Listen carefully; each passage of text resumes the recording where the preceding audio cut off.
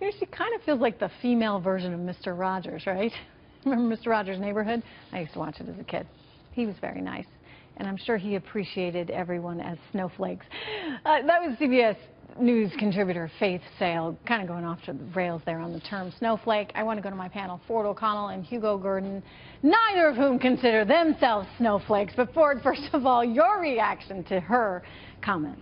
I think this is absolutely ridiculous. Obviously, snowflake to some degree is an insult. I don't even think that most people know what a snowflake is, and it is essentially the society that perpetually offended who wants to shut down all speech that it doesn't agree with and is looking for safe spaces. Unfortunately, this is a byproduct of our media over the last 15 years and what's going on in our high schools and our colleges that's taught everyone that they're special and that there could be no way, if someone disagrees with you, that there couldn't be at least two sides of an argument. Unfortunately, it's hurting dialogue in this country, and you see it with both political parties, and they're retrenching and basically just slamming each other all day like a WWE wrestling match. Hugo, why is it happening now?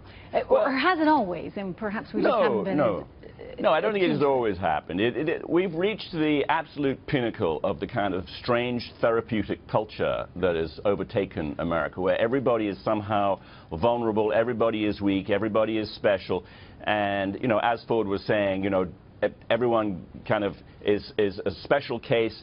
Everyone gets a participation trophy. Yes. That didn't happen, by the way, when I was a kid, or when Ford was a kid, or probably you were a kid. It does happen now. I can tell you, my kids, they all are offered these things. Yeah, if you're told from day one that you're special and that just by being alive somehow you deserve a trophy, then eventually everybody becomes snowflakes. But I mean, I have to concede that I don't look like a snowflake, and I don't suppose it applies to anybody on the show.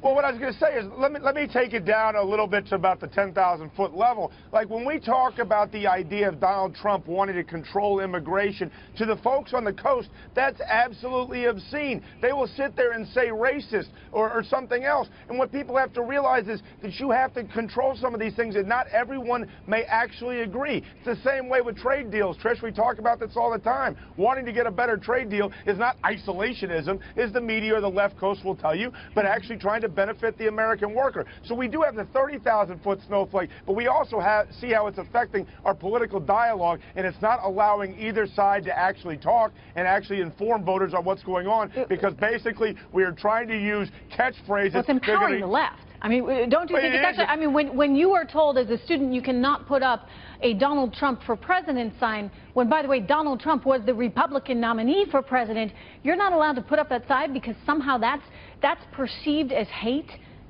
I mean, it's bizarre to me, Ford, but that is the world in which we now live. It absolutely is. And the Democratic Party and the ACLU used to be bigger champions of the First Amendment than Republicans and conservatives. But what is amazing to me is they want to trample all over the First Amendment and say, because I don't like your speech, I don't have to hear it, and you can't do it. And what people have to realize is there's ebbs and flows in our society, and what's good for the goose is good for the gander. Has it gotten too far, though? I mean, Hugo, your thoughts on that? I mean, as you watch this pendulum shift, and as we become so hypersensitive to everything, where, you know, as Ford pointed out, things have gotten a little bizarre where you can't even say we're a country, we're going to have borders, and somehow that's perceived as racist or wrong.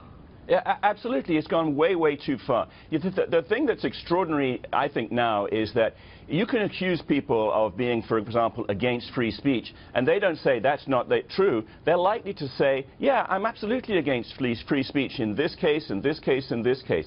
The pendulum has swung way, way over, and I think that the public is now getting wise to the sort of baloney that comes out of academia.